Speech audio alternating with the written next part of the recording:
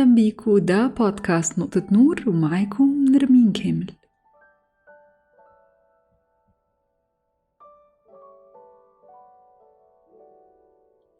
هنتكلم في حلقة النهاردة عن التعامل مع النقد ونتصرف ازاي لو كان النقد ده من الأهل.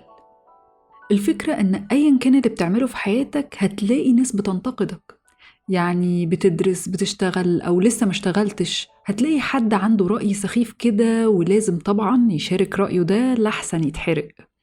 انت شخص بتسافر وبتلف العالم أو عايش في مدينتك وعمرك ما طلعت منها، هتلاقي حد بينتقدك.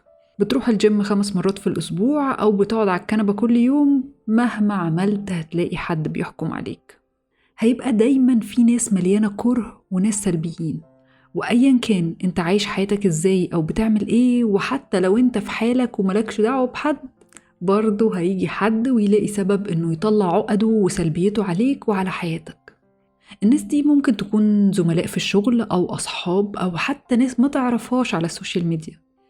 مفيش حد في الدنيا مش بيتعرض للنقد، وحتى الناجحين وأشهر الشخصيات في العالم بيتعرضوا لنفس الحاجة. التعامل مع الناس اللي بتكره أو اللي بتنتقد مش سهل، بس هو جزء من حياتنا ولازم نتعلم نحمي نفسنا وصحتنا من كل ده، ومنخليش أبدا النقد السلبي يكسرنا أو يغير حياتنا.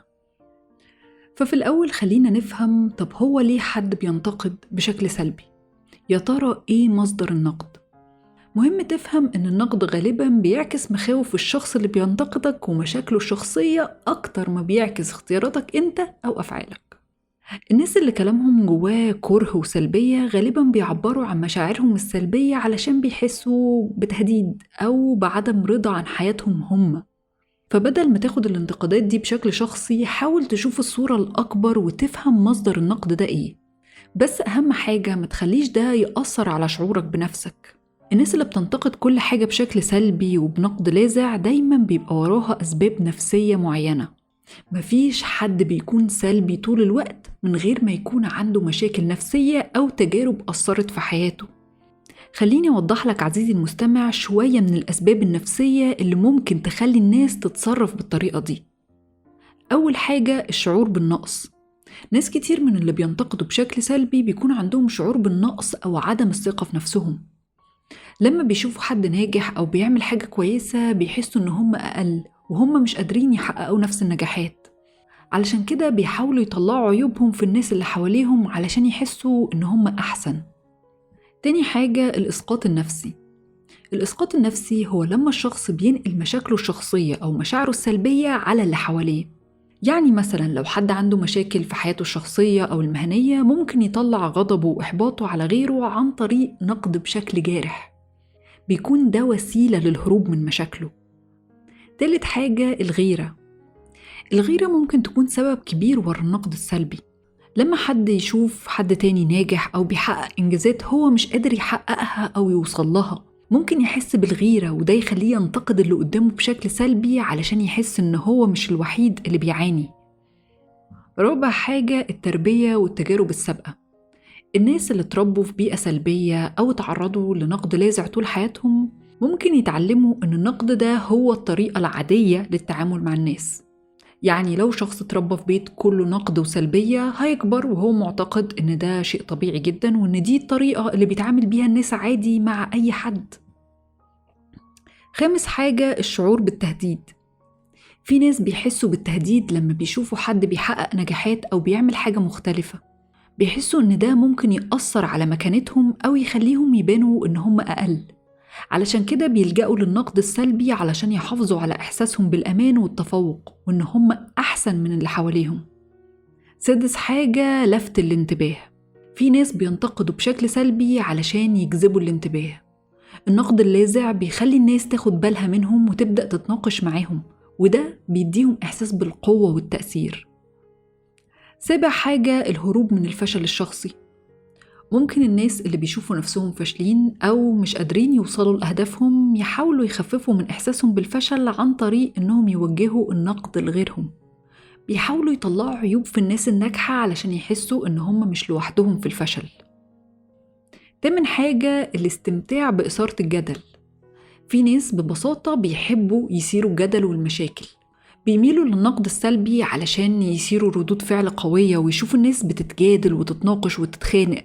ده بيخليهم يحسوا بالسيطرة والمتعة. فمن الآخر النقد اللاذع والسلبية بيكونوا نابعين من مشاكل نفسية وتجارب شخصية معقدة. التعامل بقى مع الناس دي بيتطلب صبر وفهم، وأحياناً بيكون الأفضل إنك تتجنبهم وتحافظ على طاقتك بعيد عنهم.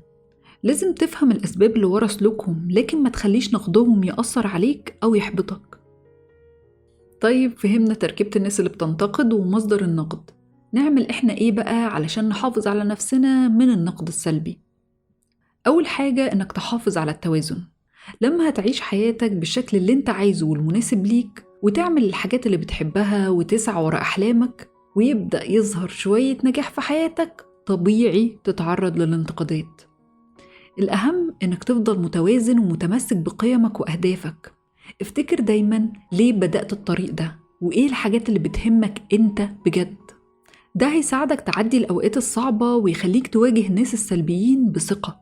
ما هو فكر فيها كده، لو انت بتعمل الحاجة اللي في مصلحتك مش هيفرق معاك رأي حد، مش فارق معاه مصلحتك انت أصلا.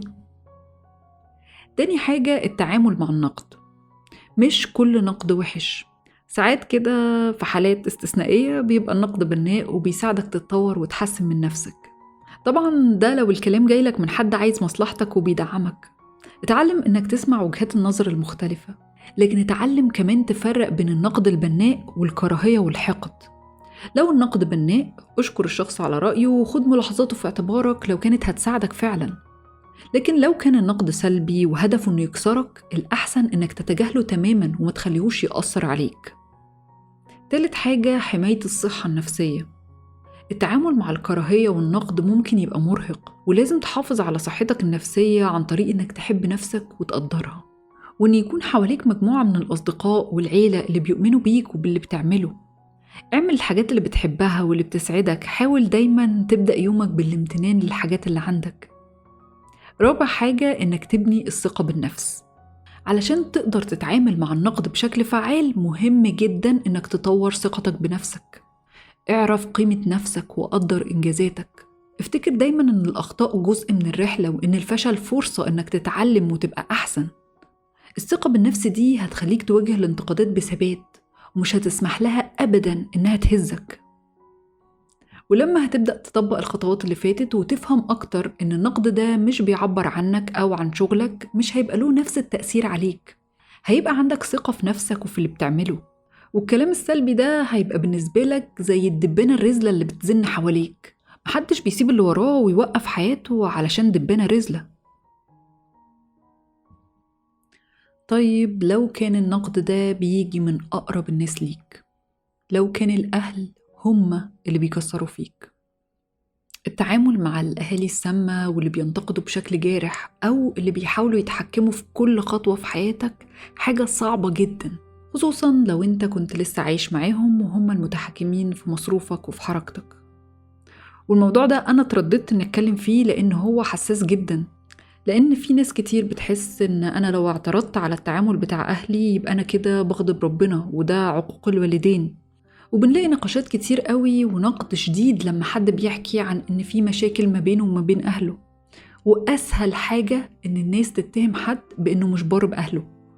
لكن الموضوع مش كده، إحنا بشر وعندنا مشاعر وأحاسيس، وأكيد لو شخص تعرض لنقد أو إساءة ده هيربي جواه مشاكل وعقد.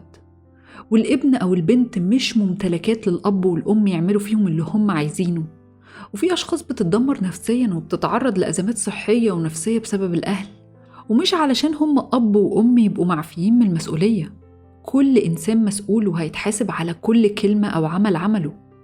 ولأن الموضوع بيكون صعب على ناس كتير، فالجزء الجاي من الحلقة للأشخاص اللي تعرضوا لده. والمشاعر وكسرة النفس دي ما يعرفش عنها أي حاجة شخص كان محظوظ كفاية إنه يتربى في بيت سوي وكان بياخد حب وحنان من أهله. الفقرة الجاية من الحلقة للأشخاص اللي بتعاني من النقد السلبي من الأهل ومش عارفين يعملوا إيه. النقد اللي ممكن يحول حياة شخص جحيم ويفقد ثقته في نفسه تماماً. لكن في طرق ممكن تساعدك تحمي نفسك وتحافظ على صحتك النفسية رغم الظروف الصعبة دي. فخلينا نشوف الطرق دي. أول حاجة، حافظ على هدوءك. حاول تحافظ على هدوءك مهما كان النقد أو التعليقات السلبية، لأن أول حاجة الواحد بيعملها لما بيتعرض للنقد إنه بيحاول ينفي النقد عن نفسه، والموضوع بعد شوية بيكبر وتتقلب خناقة كبيرة. وأكيد في اللحظة دي أنت اتجرحت، لكن لو انفعلت ده مش هيحل حاجة. الهدوء ده بيساعدك إنك تتجنب التصعيد، بيخليك تفكر بشكل أوضح في إزاي هتتعامل مع الموقف. تاني حاجة، ابعد عن النقاشات السلبية. حاول تتجنب النقاشات اللي بيكون آخرها نقد سلبي أو هجوم شخصي. لو لاحظت إن النقاش بيوصل لمكان سلبي، حاول تغير الموضوع أو تسيب الأوضة بهدوء. اللحظة اللي هتعمل فيها كده هتوفر على نفسك خناق أو جدل أنت مش قده وأنت اللي هتخسر فيه. فأول ما تلاقي الكلام راح في مكان هيبقى فيه هجوم، حاول تنسحب. تالت حاجة، ما تخليش النقد يحدد أنت مين. في ناس كتير لما بتسمع النقد السلبي من أهاليها بيتبرمج ده جوه مخهم على إن ده هم. للأسف بتتحدد هويتهم بالكلام اللي بيسمعوه، وبعد كده بيصدقوه عن نفسهم وبيتصرفوا على أساسه. فلازم تحمي نفسك من إن هويتك تتغير وتتحدد بالكلام السلبي. مش معنى إن حد من أهلك بيوصفك بصفة طول الوقت إن ده أنت. في كتير جدا من الأهالي بتفتكر إن لما هقول لابني أو بنتي نقد سلبي ده هيشجعهم إن هم يتغيروا ويبقوا أحسن، علشان يثبتوا العكس وينفوا الصفة دي عن نفسهم. لكن اللي بيحصل العكس تماما. أنا فاكرة مرة في سنة من السنين أهلي كانوا بيستخدموا الطريقة دي معايا، بيقولوا لي إني فاشلة ومش هنفع في حاجة، مع إني والله كنت طول عمري بجيب درجات كويسة، بس ما كنتش بطلع من الأوائل، وهم كان نفسهم بقى إن أنا أبقى من الأوائل دول. ففي الرايحة والجاية كانوا بيقولوا لي ذاكري بدل ما أنتي فاشلة كده، وفلانة وعلانة أحسن منك. في الأول كنت بتضايق جدا، وبعدين في الآخر حسيت طب ما أنا بكل المذاكرة اللي كنت بذاكرها دي وأهلي برضو شايفيني إن أنا فاشلة، طيب ما كده مش هيفرق أصلا لو أنا بطلت أذاكر. ورميت بقى طوبة المذاكرة وبقيت أقعد قدام التلفزيون بالساعات، مش فارق معايا، ما هو أنا مجهودي أصلا ما كانش متقدر، فاتعب نفسي ليه دلوقتي؟ لدرجة إن في مرة كانت ماما بتتخانق معايا وبتقولي يا فاشلة، قلت لها أيوة ما أنا عارفة أنا فاشلة، إيه الجديد يعني؟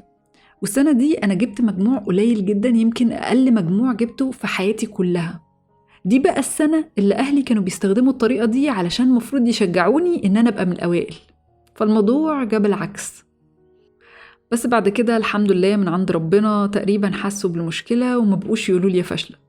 هم فضلوا يقارنوني بالناس التانية، ودي عملت لي عقدة تانية خالص أخدت وقت على بال ما حلتها، بس ده موضوع تاني نبقى نتكلم عليه في حلقة تانية. الفكرة من الكلام ده كله والحكاية دي هو إنك لو تعرضت للنقد السلبي ما تخليهوش يحدد أنت مين. رابع حاجة، دور على أنشطة برا البيت. حاول تشارك في أنشطة برا البيت زي النوادي، قصور الثقافة، أو حتى التطوع علشان تساعد الناس. ده هيديك فرصة تقابل ناس جديدة وتبعد عن الجو السلبي اللي في البيت. خامس حاجة، كون صداقات إيجابية. حافظ على علاقاتك بالصحاب اللي بيفهموك ويقفوا جنبك. الأصدقاء ممكن يكونوا مصدر دعم نفسي كبير وبيساعدوك تتعامل مع الضغط، والصحاب ساعات ممكن يكونوا العيلة التانية اللي انت بتختارها، فحاول تختار صح. سادس حاجة، حدد أهداف شخصية. حدد لنفسك أهداف تسعى وراها علشان تحققها. الأهداف دي هتديك دافع وإحساس بالإنجاز حتى لو كانت صغيرة. لما بتبقى بتسعى ورا حاجة ده بيبعد تفكيرك عن النقد، هيخليك تركز في حاجة تانية أكبر انت عايزها. كمان الأهداف هتحسسك إنك ماشي في طريق بتاعك انت اللي اخترته بعيد عن النقد. سابع حاجة، استثمر في تعليمك. حاول تستثمر وقتك في تعليمك وتطوير نفسك. التعليم هو مفتاح الاستقلال والاعتماد على النفس في المستقبل. ممكن تتعلم حاجات جديدة من كورسات أونلاين أو من كتب أو فيديوهات على اليوتيوب. تامن حاجة، احتفظ بأفكارك لنفسك. لو النقد دايما بيجي بسبب أفكارك أو خططك، ممكن تحتفظ بيها لنفسك وتشاركها مع الناس اللي بتثق فيهم برا البيت. مش لازم تشارك كل تفاصيل حياتك مع الأهل لو ده هيعرضك لنقد سلبي. 9 حاجة، الدعم النفسي. لو الدنيا صعبة جدا ممكن تستعين بدعم نفسي من طبيب نفسي. الجلسات دي ممكن تساعدك تتعامل مع الضغط وتفهم نفسك أكتر. 10 حاجة، اعرف نقط ضعفك. حاول تعرف هي ايه نقط الضعف اللي بتوصلك للإحساس بالجرح أو الاستفزاز. على سبيل المثال ممكن تكون حاجة معينة بتعملها أو في شكلك بتكون هي دايما موضوع النقد، أو ممكن تكون حاجة شخصية بيبقى صعب تتناقش فيها لأن مشاعرك بتتغلب عليك وبتحس بالاستفزاز، فلازم تحددها وتعرفها كويس علشان تحاول تتجنبها على قد ما تقدر. رقم 11، اتحكم في رد فعلك. لازم تتعلم تتحكم في ردود أفعالك لما تتعرض لنقاش ممكن يكون مستفز أو جارح لمشاعرك. حاول إنك تبعد عن الردود العاطفية المبالغ فيها واللي ممكن تخلي الموضوع يكبر بشكل يأذيك نفسياً. رقم 12، اسمع من غير ما ترد. لو كنت في نقاش وحسيت بإنك بدأت تتأثر وهتبدأ ترد علشان تدافع عن نفسك والموضوع هيقلب بخناقة، جرب إنك تسمع من غير ما ترد. سيب الطرف التاني يكمل كلامه ويعبر عن وجهة نظره من غير أي رد منك، وما تاخدش الكلام بشكل شخصي، دخله من الودن دي وطلعه من الودن دي. رقم 13، حافظ على صحتك. إنك تحافظ على صحتك الجسدية والنفسية حاجة مهمة جدا علشان تقدر تتعامل مع الضغط النفسي. اهتم بالأكل الصحي، اهتم بإنك تلعب رياضة، اهتم إنك تنام كويس. 14، الهدوء النفسي. اعمل حاجات تساعدك على إنك تهدي أعصابك زي التأمل والتنفس العميق أو الكتابة علشان تعرف نفسك وتخفف التوتر والضغط النفسي. 15، الحدود. حاول تعرف الحدود اللي انت تحب تحطها في علاقتك مع أهلك. هي طبعا دي حاجة صعبة جدا جدا في مجتمعنا، وساعات ممكن تبقى مستحيلة. أهلينا مش بيعرفوا يعني إيه أصلا حدود، وبيعتبروها قلة أدب وعدم تربية إنك تعترض على أي طريقة تعامل هم عايزين يتعاملوا بيها معاك. بس الحل هو إنك تحط الحدود شوية بشوية، حتى لو مش دايما هتقدر تحمي نفسك بشكل كامل، لكن الوعي بالحدود بيساعدك تحافظ على جزء ولو صغير من استقلاليتك وهويتك. 16، ابسط نفسك. حاول تلاقي حاجات تساعدك تخرجك من جو الضغط النفسي اللي في البيت، زي إنك تتفرج على أفلام أو تسمع مزيكا أو تتمشى شوية. التعامل مع الأهل السلبيين أو السامين مش سهل، لكن لما هتفهم نفسك وتحط استراتيجيات عشان تتعامل مع المواقف الصعبة، هتقدر تحافظ على صحتك النفسية وتبني مستقبل مستقل. افتكر دايما إنك تستحق تعيش حياة صحية وإيجابية حتى لو الظروف دلوقتي مش مساعدة. باختصار كده، حماية نفسك من الدخول في نقاشات ممكن تجرح مشاعرك حاجة محتاجة وعي وخطوات تساعدك على التحكم في ردود الفعل العاطفية، علشان الموضوع ما يكبرش ويقلب خناقة وتطلع منها انت الخسران. في النهاية، التعامل مع النقد السلبي مش سهل أبدا، بس المهم إنك ما تاخدش الكلام بشكل شخصي. حاول تفتكر إن اللي بينتقدك بيحاول يطلع مشاكله هو عليك، وخلي عندك ثقة في نفسك وفي اللي بتعمله. الناس هتفضل تقول كلام وتعيد كلام، لكن انت بس اللي عارف قد ايه انت تعبت واشتغلت علشان توصل للي انت فيه. صحيح التعامل مع النقد مش حاجة سهلة، لكن لو عرفت تحافظ على روحك الإيجابية وتكمل في اللي بتعمله، هتلاقي نفسك بتتقدم وبتوصل لأهدافك رغم كل النقد اللي بتتعرض له. خلي عندك إيمان بنفسك وبقدراتك، وتعلم من كل تجربة ومن كل نقد بناء، وساعتها تعرف تتعامل مع أي نقد سلبي. كمان حاول تختار كويس الناس اللي بتسمع ليهم، يعني لو حد بينتقدك من غير ما يكون عنده فكرة عن اللي بتعمله، ما تاخدش كلامه على إنه صح ولازم تعمله. اسمع للي عندهم خبرة وبيدوك نصايح ممكن تساعدك بجد وتساعدك إنك تبقى أحسن. وأخيراً، ما تنساش إن الحياة أقصر من إننا نضيعها في التفكير في كلام الناس. عيش حياتك زي ما تحب واعمل اللي يخليك سعيد، ومهما كانت الانتقادات اللي بتتعرض لها خليها تبقى دافع ليك إنك تستمر وتحقق أحلامك، لأن في النهاية النجاح الحقيقي هو إنك تعيش حياتك زي ما أنت عايز وتوصل لأهدافك. أتمنى تكون الحلقة عجبتكم، وأشوفكم إن شاء الله في الحلقة الجاية. ده بودكاست نقطة نور، ومعاكم نرمين كامل.